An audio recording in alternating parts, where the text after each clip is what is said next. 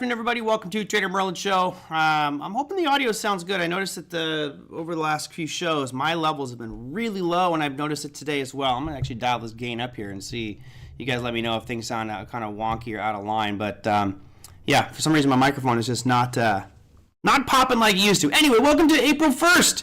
I've been so dang busy today. I wanted to do my new kind of show format with you. Audio's great. Okay, cool. Thank you, Lisa. Appreciate that. I want to do my visual format for you, which I didn't get a chance to do today. And I also want to do my monthly run-through of markets, which I did not get a chance to do today. So I'm way behind. What a slacker. Anyway, I hope some of you had a chance to join Don Friday on our Friday show. Interesting take on AI and to see a trader's perspective of where AI may be headed. And, you know, as traders and investors, we kind of, I guess, do our research and find out what we think is relevant for our investment allocations. And Don's like, I'm all in AI. I am just all in AI, and that's it. And I was like, wow, okay, I'm definitely bullish on it, but I'm certainly not all in as Don is. But we'll see down the road. I think it's good to diversify and spread around a little bit. But we had a good conversation on Friday. You can check that out on Don's channel, and I'll keep going from there. Yeah. So today's topic, you might see this cute little graphic here. Some of you might remember this one going back in the 1940s to inspire the troops and all for just really as a representation of America. Rosie the Riveter. She was an icon. Actually was mirrored after I believe a California waitress was who they mimicked it after. Anyway, I wanted to show something about manufacturing being really strong today. So I said, show me Rosie the Riveter, and this is what I came up with. So maybe this is a new version of Rosie the Riveter. And yes, she does have a wicked tan. The weird part is her left hand, AI put her hand backwards, because if she's holding her hand like that, her thumb would be tucked in over here, but it's actually on the other side. So apparently she has a right hand for a left hand. So anyway, weird stuff we find when you look at your audio is staticky, Kevin. Oh, I don't like that. I do not like that at all. No staticky. It wasn't the intensity statickiness. It was actually the overall volume level. Almost too much. Okay, so I'll dial this down just a hair here. I actually turned my gain up, so let me know if that fixes things. Okay, let me see. Let me just start things off with that manufacturing data since it's Rosie the Riveter. You guys let me know if that fixed the statickiness of the broadcast there, so I will leave my gain there. More clear. Okay, so I've dialed it down. Is it better now? You guys are my litmus test. I'm dialing it back down even more, just okay, well then that's definitely my end. So I did that. So I dialed it way back down. We should be much lower now, and hopefully the gain is... I'm not muted. I can see my levels popping. Cool. Thank you guys. Sorry for you being my test dummies. Test guinea pigs. All right, let's look at manufacturing numbers. And the only reason I bring this up is, you know, as a percentage of GDP, manufacturing isn't a really huge piece of GDP. However, it is important to have a positive look towards manufacturing. And here we can see the ISM manufacturing numbers that came out today. I'll bump the size up here so you guys can see a little bit more clearly what it is. You had two readings today. You had the final manufacturing PMI and the Institute of Supply Management PMI or ISM PMI manufacturing prices. So the one that most people were focusing on was the ISM manufacturing PMI, and you can see they're expecting to increase just slightly, but still staying underneath that 50 mark. Now, I don't want anybody to get too excited here because the 50 mark just basically means we're not going up, we're not going down. I don't have optimism, I'm not pessimist. You know, it's neutral. 50 is neutral, and we breached 50 today. So it might be a little bit of a clickbait there saying manufacturing is back, but I don't know if I'd really say it's back. It's just back above positive for the first time since, as you can see here, November of 2022. So it's been quite some time, over a year, since we've had a positive reading on our ISM manufacturing PMI numbers, and that came out positive today, the tune of 50.3, just barely above. Now, of course, in a robust market, what would we like to see? Well, we certainly want to see these numbers, you know, much higher than 50. Get into the 60, 70 mark would be amazing, but let's look historically and see how realistic that might be. Here is a look back going all the way as far back as this platform will let me go to, which is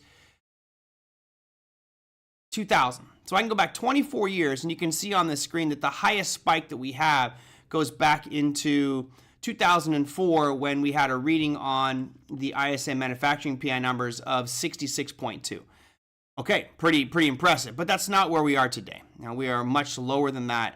Today's numbers, again, 50.3 is where we ended up at. So all in all, not that great. We had another spike back here in April of 2021, which put us about 64. All in all, hey, it's great to see manufacturing back up. Now, here's the deal.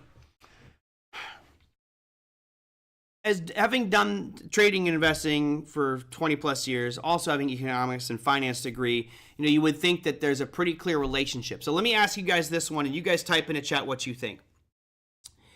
If manufacturing numbers are starting to increase, then that should reflect a more robust economy. That should reflect optimism within our manufacturing sectors, whichever segments those may be of our market. I didn't whittle that down to see where the improvements are coming from, but let's say overall, we now have some optimism there. Now again, it's 0.3 optimism, not like it's a big number.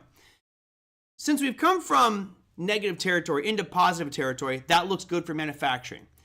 Knowing that little tidbit of information, what would you think the impact of manufacturing improving would have on the potential for rate cuts going forward? Do you think that would improve the probability of rate cuts or decrease the probability of rate cuts? What do you guys think? I'd type it in the chat or type it into a survey if I had time, but you guys always know it takes me too much time to type those things. So what do you think? Do you think that an improving manufacturing, now looking like it's trending to the upside, would that be more likely for the Fed to cut rates because of that, or to raise rates or keep them the same? So I'll let you guys kind of type them in there. Lisa says decrease. Slide Dog says 0, meaning go back to 0. Dave says decrease. Right. Oliver says increase. I'm curious, Oliver. Why increase? Why increase? That's a good one. And again, I don't think there's any real right or wrong answers. I think that historically we are taught that if manufacturing is good, then there's no need to actually decrease, right? You could kind of just keep things where they're at, because if manufacturing is good, I don't need to juice the machine anymore. Now, if manufacturing were to get too high, and all of a sudden we're showing manufacturing, 70s and 80s, which hasn't been in 24 years, then that would suggest the economy is doing much better than expected, and maybe they start to raise rates to slow it down a little bit. Because remember, manufacturing is just one little cog in that overall machine. What else we got here? Tommy says, decrease. People are spending, so the Fed won't be in a hurry to reduce rates. Correct. Jimmy says cut. Productivity is increasing. No reason to lower rates. Okay, I like that, Dave. Would you suggest no need to reduce rates, no stimmy needed? It would be neutral. Shows the Fed that the economy is strong, which Powell has said he would like to see. Correct. As long as CPI doesn't go up, the Fed is going to cut. I think that if we were to make a hierarchy there, Andres, of the most important things for the Fed, we all agree. There's nobody here that would say, everyone would agree, inflation's number one thing. However, we scale down, it goes inflation, I would say unemployment, and then you start to get into some of the economic data pieces, which they're certainly important to the Fed, but you're right. If inflation is under control, then the Fed will probably juice the economy a little bit. Okay, so we've got kind of mix here. No change in one sector. It's just dragging along bottom. It's basically flatlined in my opinion. You look at that manufacturing, it's kind of horizontal and not doing anything, which is fine. The good news here, which I think should be celebrated, which is why I have this graphic here of Rosie the Riveter saying manufacturing is back, is simply because, man, we've been underwater for over a year. Contraction. When you have this manufacturing down like this, that is jobs being removed. That's lack of sales. That's lack of interest. This is just not a good sign to see contraction like that, even though it's barely positive. And I mean, this is just a tiptoe across the 50% line. No big deal, but it's positive. If anybody here has gone on a monster losing streak, right? And you're losing, and it feels like you're losing every single day, and day after day, it starts to weigh on you. And you come in the next day and you're like, I can't wait to see how much money I'm going to lose today. If you haven't been there, you'll probably go through it at some point in your trading career. When that occurs, my mentor told me many years ago, he says, cut your share size back down to a very small amount. Get to one share.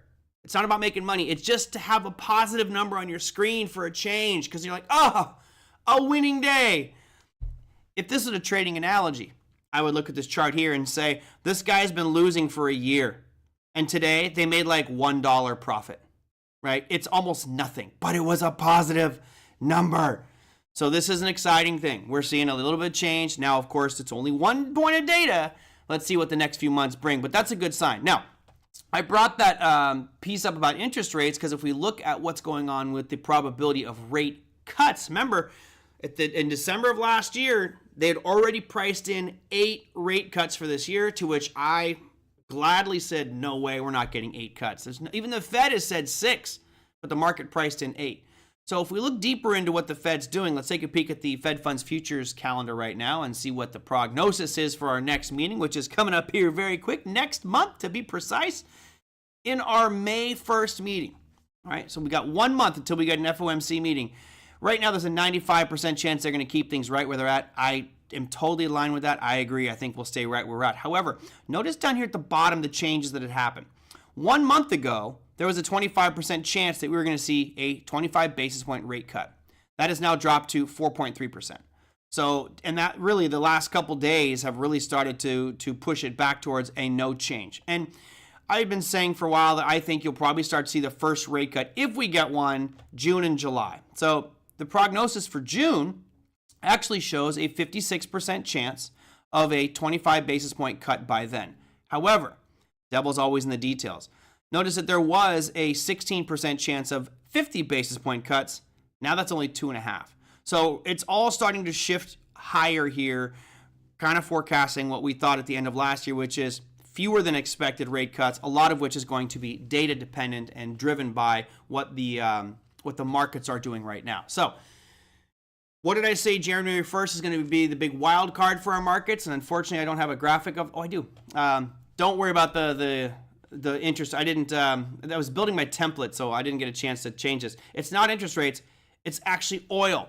So if we look at what happened with oil today, and not only just today, but also from different countries, you saw a nice surge in oil today. You have a 0.65% move, breaking through, looking strong. Again, I do think we're going to hit that $89 mark, which is just $6 ahead of us right now, a little less than $6 ahead. But that trend is beautiful and strong. Again, OPEC Plus with their supply cuts continuing on through June or July.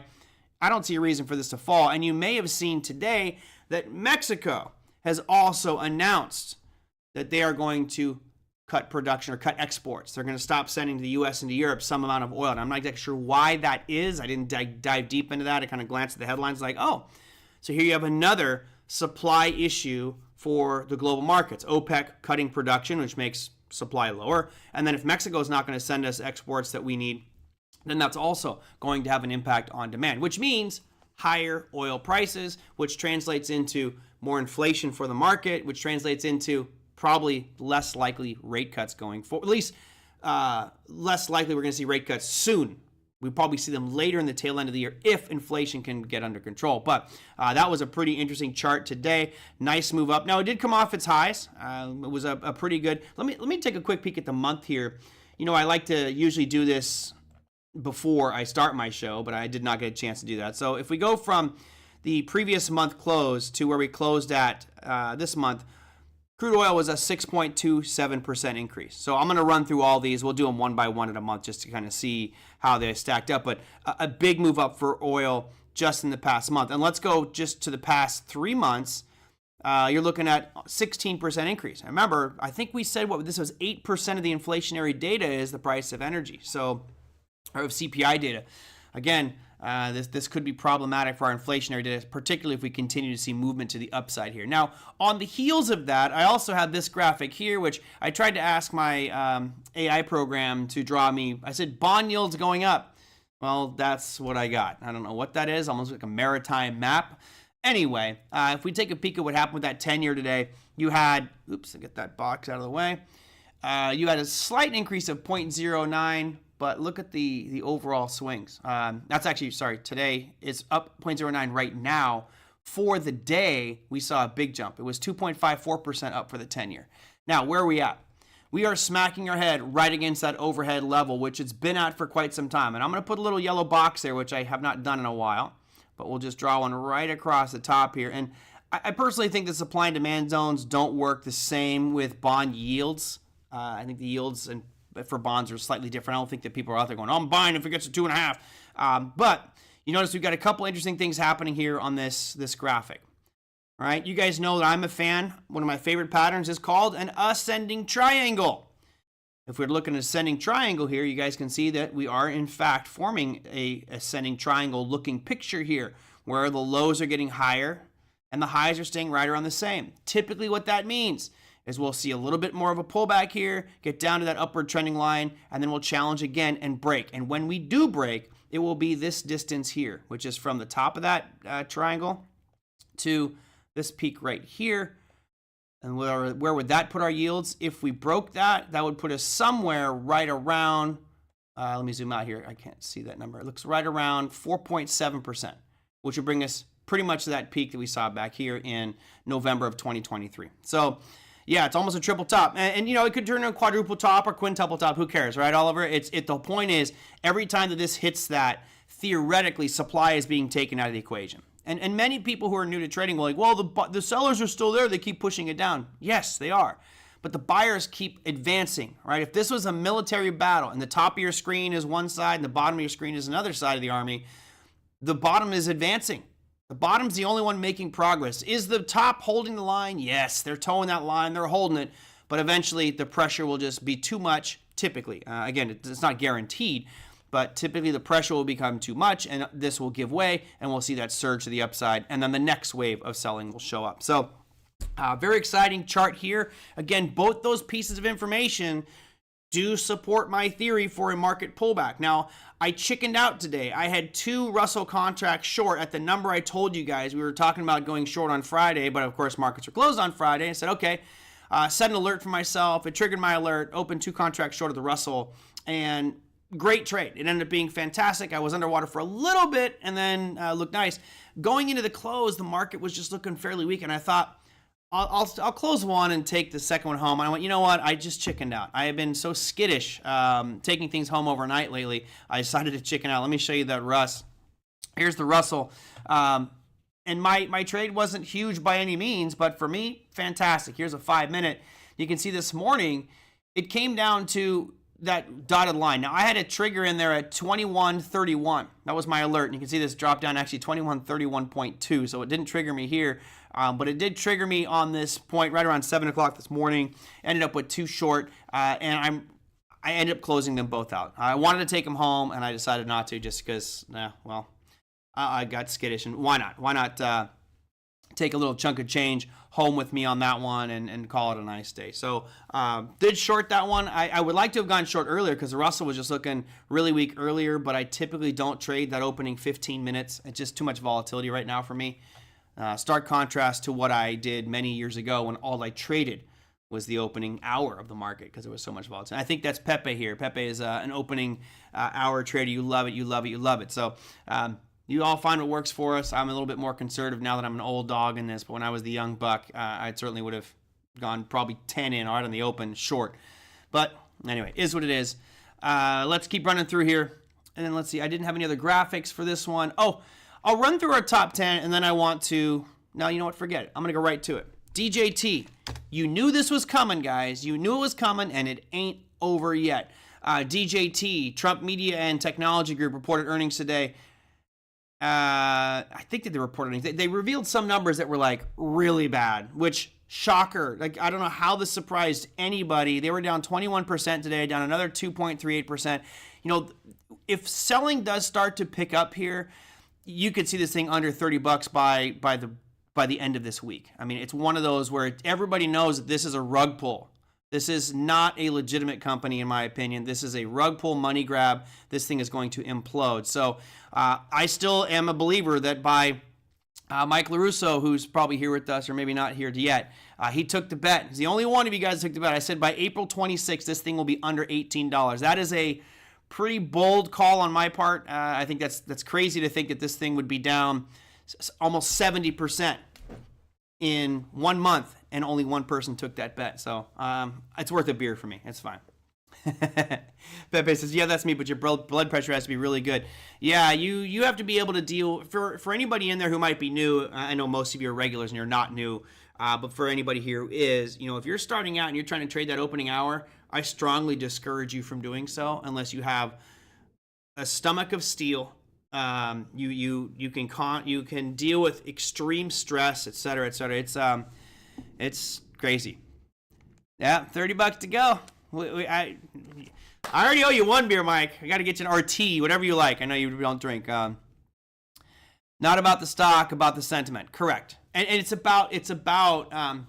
This is, Brian. It's a good point. This goes back to when I'm giving a hard time to these meme coins, Pepe and Shiba Inu and Dogecoin. They don't really serve a purpose. At least you could argue that Trump media and technology with Truth Social is attempting to do something. It's just not doing it very well, right? They don't have a big following. They're behind a firewall. Not a lot of people are using the application, and they're losing money. Whereas, you could stack that up against Twitter, who they were trying to compete against. They wanted to take down Twitter at one point. Twitter's sort of, you love it or hate it, you still use Twitter. I'm a big fan of Twitter. I think it's probably the only way I can find objective news information when I see major news agencies skewing their stories and headlines for whatever political agenda they are on. And that to me, I don't know. I like to see both sides of a story weighed evenly. So I thought that was a funny one, but we got a long way to go until we get down to that $30 price target. So good luck to you, Mike. Either way, we'll both win on this one. Let's see what other things. That was pretty much it for me. Let me run through our top 7 here, and I'll go back and look. I have a bunch of pictures that I got ready for today. I think Reddit made a new low today. Yeah, Liz, that's an interesting one. Reddit has a massive community, a massive user base. At some point, let me go back just a hair here. You guys have heard this before. With an IPO, you shouldn't be buying an IPO. The initial opening price of the IPO is, there's 2 numbers, right? There's the one that the underwriters say it should be worth, which I don't remember what Reddit's was. I can look that up here in a second if we have some time. And then there's what it actually traded at. When it's all hyped up, as Reddit was, typically that first trade is going to be much higher than it should be. And here is the first trade that happened in Reddit was at $47. It's already underneath that. And, if Reddit drops down to, let's say, 40 or 35 or 30, does that make it a good buy? I personally don't use Reddit. I don't think I really understand how to use Reddit properly. There's all these subgroups and little threads and stuff, but I do go there quite often to get information about different topics. Real news, right, Merlin? Twitter. Well, Oliver, let's be clear. I'm not saying that all news on Twitter is real. Let's call a spade a spade, but at least you have the openness of voices to come up with some objective thinking. Yeah. It's a very political conversation going to that, but I've seen stories that I know rather well, and I'll watch one news agency and they'll cover that story, and I'm like, wow, not only are you not really conveying the important parts, you're twisting that narrative for a different agenda, and that's not for one side or the other. That's both sides of the aisle, I've learned that you can be groomed and molded into whatever political party they want you to by what you watch and what you're fed.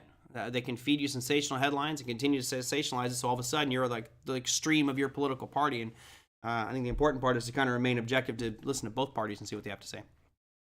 Watch BBC, less American politics. Yeah, but they got politics of their own. But yeah. Is Quora? I don't think Quora is public, but Reddit is. So, the point I was making here is I wouldn't buy DJT with a 10-foot pole. Honestly, I would not even consider it. It would never be about, a long-term hold for me at all. I might day trade it short if I could get good premium on the options or something, but I wouldn't touch DJT. Now, Reddit, on the other hand, there may come a point where I go, you know what? I actually like Reddit for the long haul. Maybe I might buy some of this, but not at $47, not at 46, if it gets down to 30, 20, I don't know. But I like Reddit. Reddit has a very active user base, and they actually are profitable, or they have revenue. I haven't looked at the actual profit numbers on it, but they have millions and millions worth of sales, whereas DJT does not. I don't use social media if I want objective comp. Thanks, Dave. I think you got to use social media nowadays. I think you got to go see what people are talking about. Particularly for me, I don't really use it for trading per se. Like, I'm not out there looking for some headline on NVIDIA or some headline on Reddit or some headline on GOEV that's going to change or influence my decision. What I do use it for is the digital asset space. I think that the digital asset space is so new, and most of the communities I've seen are on social media, and most of the good communities. Now, it's interesting when I look at things like, Bitcoin, Ethereum, Litecoin. There was one guy when I first got started back and really into it in 2017. He was just starting out. He was a programmer, developer, and I thought he was one of the best out there. One of the most knowledgeable, articulate computer programmers, talking about the code behind all this stuff, which I found interesting. Even this guy has now been converted to shit coins and meme coins and just the garbage out there in the crypto space. So you got to be careful who you choose, who you follow. I'll try not to. You're right, John. It is propaganda. It's just, I think it's more relevant today than it's ever been. I look back, going back to my childhood when the news you had was a newspaper and maybe you watched the evening news. And even then, the evening news had good stories. Now it's like the first 10 are all shootings, killings, violence, dismemberment. Terrible. All right, back to my top 8 here before I go down that path. So Bitcoin today, I was going to put a little graphic up here about Bitcoin because it was down pretty decent. But you look at the chart.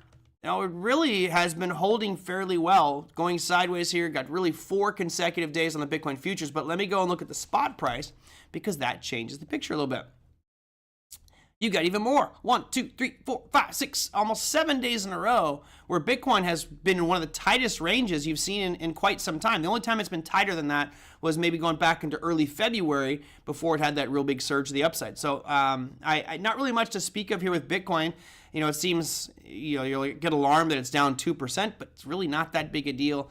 Sideways action. It was down much more today, but recouped those losses. For the month, though, let's go back to that monthly chart because I do want to look at monthlies for almost all of these ones today. And we'll bring up the gain for the month of March. It was a good one.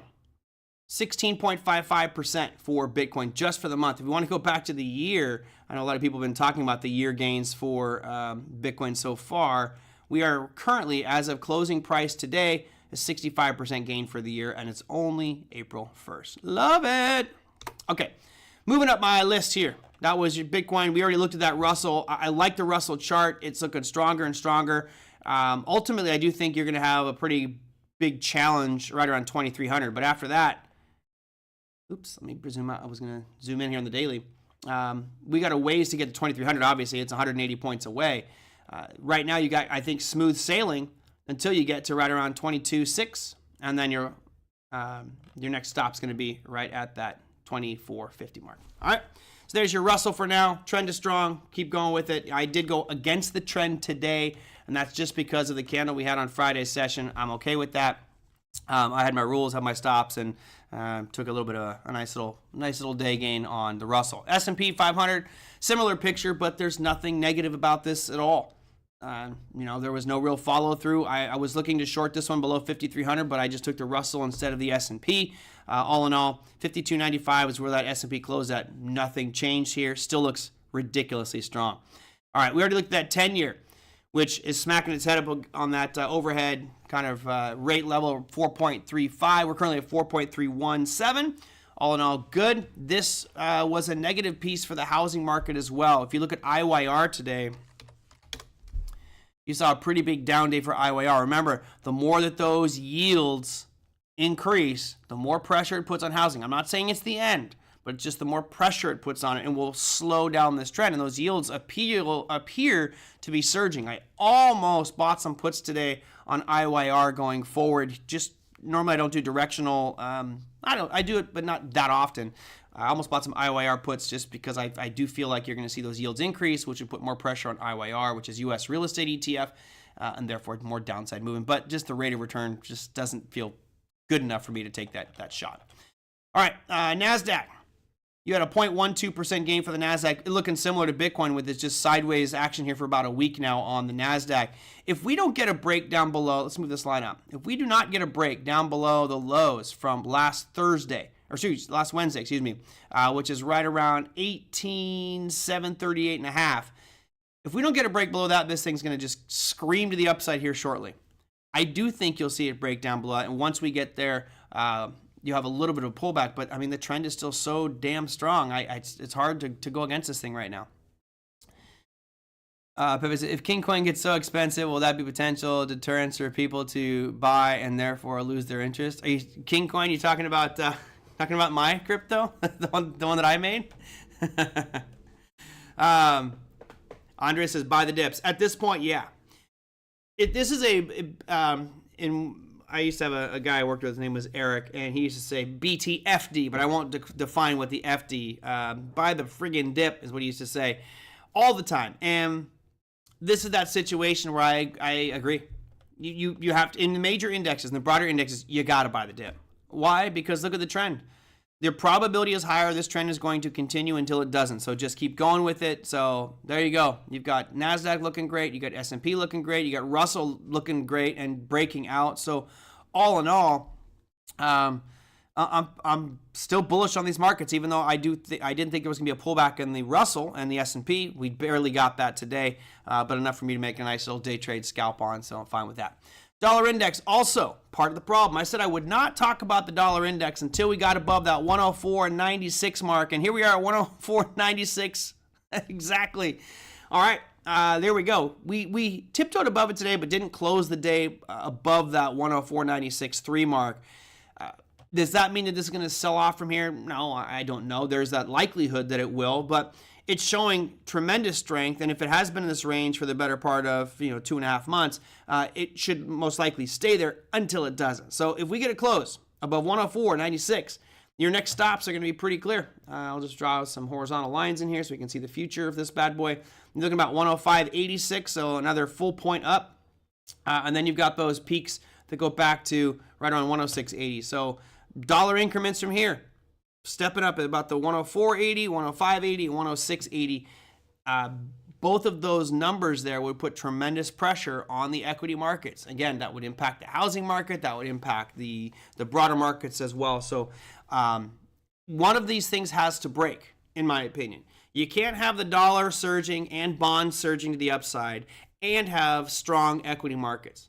Either the bond and the dollar will keep on moving up and then equity markets will pull back, or the equity markets will continue to surge, break on through, continue that trend, and we'll see the bonds and the dollar both decline here and retreat a little bit from current levels.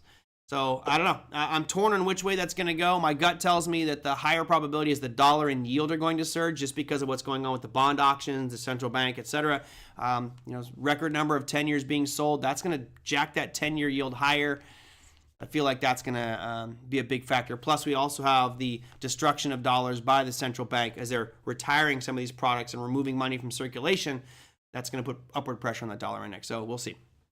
Do you think Bitcoin will drop temporarily after the halving?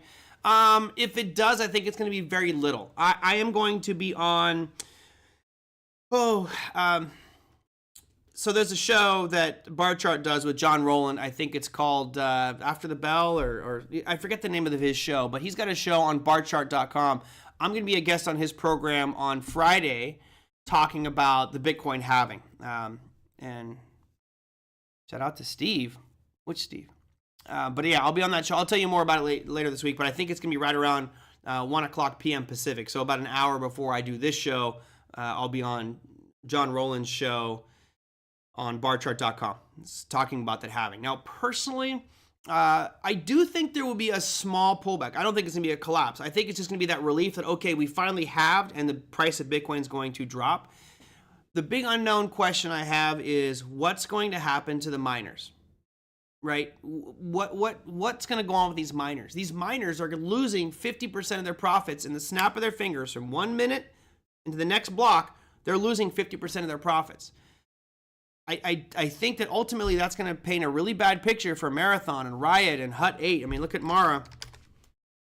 I mean, it's still holding it pretty good. I feel like going into the end of April or mid-April, you might want to think about potentially shorting. I don't know. I'm torn. I keep trying to come up with my hypothesis of how one domino piece will run into the next one and what the impact will be. But if Mara and Riot are both, mining Bitcoin as their primary source of income, and their reward now gets cut in half, meaning their salary, right? If you're making $100,000 a year, literally the next block of Bitcoin, they're going to be making $50,000 per year. So and their costs are going up because of energy. So I feel like the pressure is not on Bitcoin per se, but on the miners. And it would not surprise me to see some of these miners actually start to go offline with some of their production. We'll have to wait and see how that all pans out. I'm not exactly sure, what ultimately happens.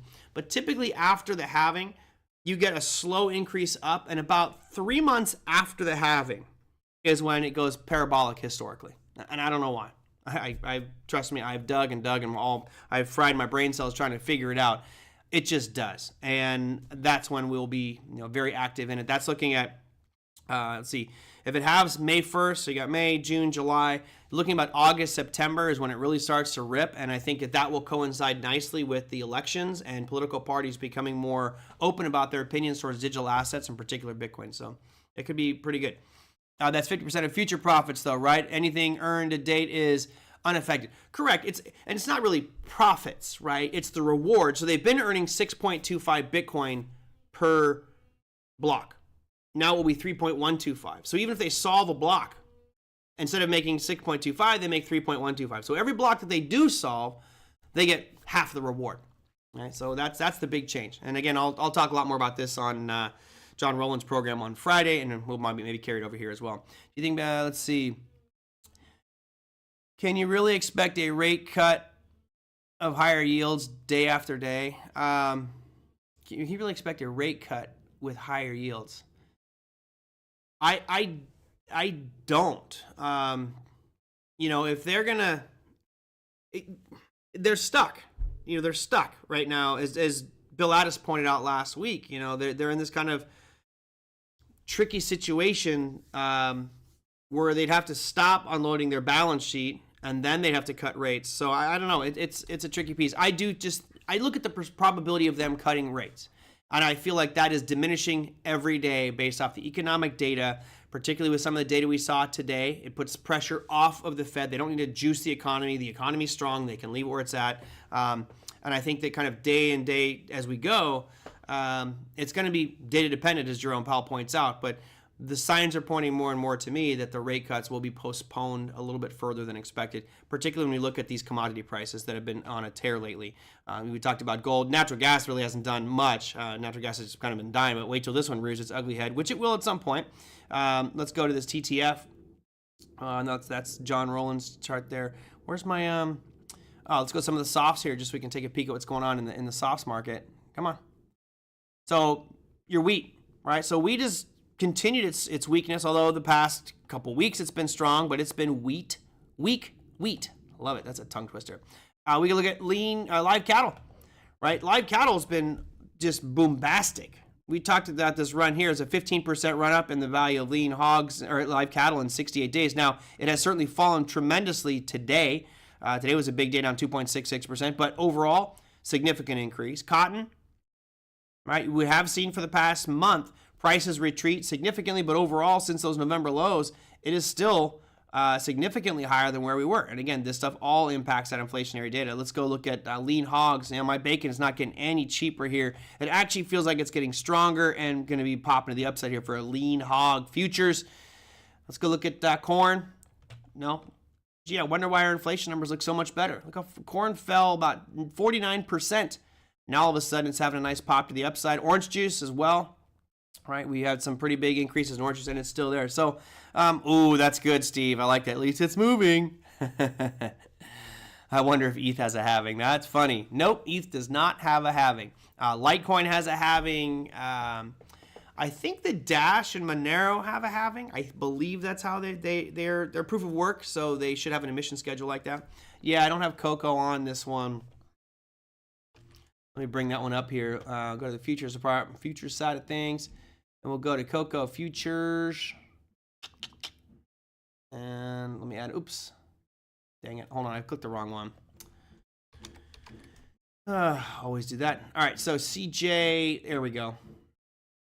It's hard to see this one, guys. It's just a little dotted line. It literally is parabolic. Right? Cocoa Futures has been unbelievable. So here it is back in September 2022 at 2280, and right now it's over 10,000. So you're talking a 327% gain in cocoa. So let's not forget the holidays involve a lot of candy here. You could be in trouble. But, you know, I'm willing to bet, Margaret, that cocoa isn't the heaviest component of that inflationary index, but it is going to be a factor, right? Certainly, I mean, it's hard to ignore a price increase like that. So that was your softs and some of the other commodity prices out there showing that surge. And yeah, I think that all speaks to inflation getting higher, but who knows? Who knows? And let's see, was I done there? No. We had crude oil, which you already talked about, so we're done with the crude oil discussion. I'll zoom out here just for a second. We talked about its monthly gain. Let's take a peek at gold. It was up 0.84% today. I want to show you the monthly chart of some of these ones. I'll start with gold, and then we'll look at the indexes. So gold, of course, breaking through all-time highs, looking fantastic. If you're looking at the monthly, it's a shooting star, but it's only one day into the month. The month of March was great. You had an increase in gold of 8.94% for gold futures. Great increase there, of course, ripping to all-time highs, and we'll see how this next month performs. But take a peek at other indexes like the NASDAQ. While it was up, it did not have the same, insane percentage gains. It was up 2.17% for the month. The S&P was doing better than that, right? S&P for the month, you had a 4.1% or 4.4% gain.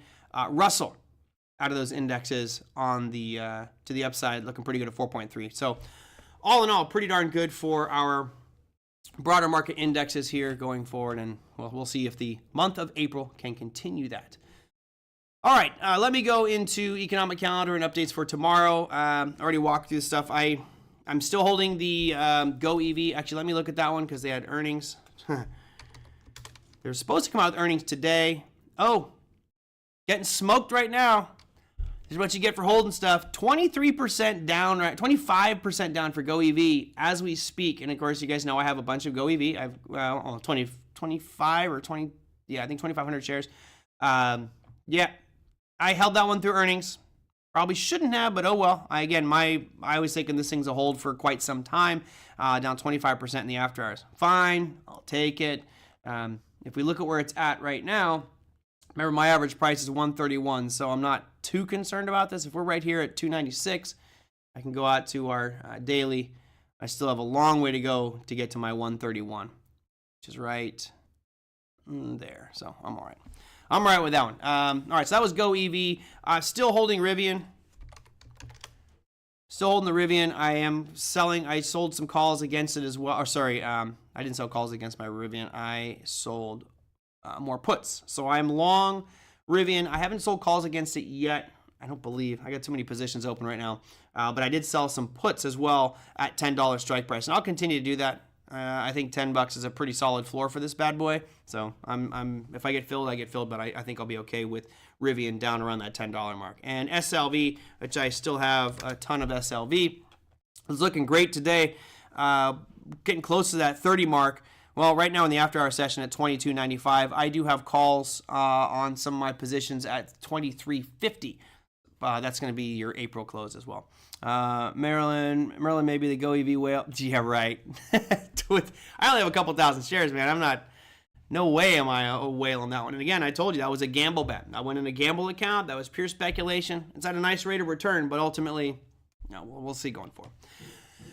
Okay, so economic calendar and earnings for tomorrow. Where is my economic calendar? I had it up there already for you guys, but I guess not. All right, let's go look at Forex Factory. Earnings, there's nothing going on this week. It's an incredibly light week, so I'm really got nothing to show you there.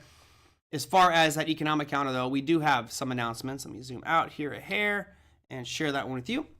So for tomorrow, it's, again, more manufacturing and services numbers from around the world. So you have for Spain, they got their manufacturing numbers. You have Italy, you have France, Germany, the EU as a whole, the UK, and then for the US, we tip into ours on Wednesday for manufacturing. But we do have the JOLTS job openings number. We have factory orders tomorrow. You have total vehicle sales, which they're still expected to increase, shockingly. And that's pretty much the gist of your broader economic announcements for tomorrow, and that should keep you covered. So that is my day for today. I will keep you guys abreast. I have nothing really on the radar that I was looking to trade for tomorrow. The Russell Russell and S&P were on number one on my list going into Monday's session. I have really nothing that I found that was that interesting, although I didn't run my scans yet. We'll see if I take some trades on tomorrow. But right now, I don't have anything on the plate other than keeping that positions I have on currently. Sly Dog says, about a month ago, you did a segment on Bitcoin market gyrations after the halving. Where can I find that segment? So if you go to barchart.com, I should ask them if I could post it on my site as well. I'll look it up here in just a second and bring it up for you because you kind of have to dig for it. It was barchart.com. I think I called it the future of Bitcoin or something like that. I should actually just have it copy and paste it here so I could consistently just give that to you guys. But give me just a second as I dig in here to try to find it. It was a while back. Oh man, that was a long time ago. I'm feeling old is how far back this was. Yeah, this was 10 months ago I did this one. Do you know you can get... All right, I'll copy this, put it in the chat for you guys, and there you go. All right, so that's the video I did for barchart.com called The Future of Bitcoin. It talks about the halving in there. All right, so that does it for me. I didn't get a chance today to look at the comments that you guys have left on videos over the weekend, so I will look at the ones you left on Don's channel for what the show I did on Friday. I'll also look at any of my YouTube videos. If you got any comments, questions, feedback, things you want me to cover for tomorrow or the remainder of this week, you let me know. Type them on in, and I'll get to all those. And then, you can always email me if you have a question or something you want covered at TraderMerlin@gmail.com. That said, have a fantastic remainder of your day, everybody. I will see you tomorrow. Take care.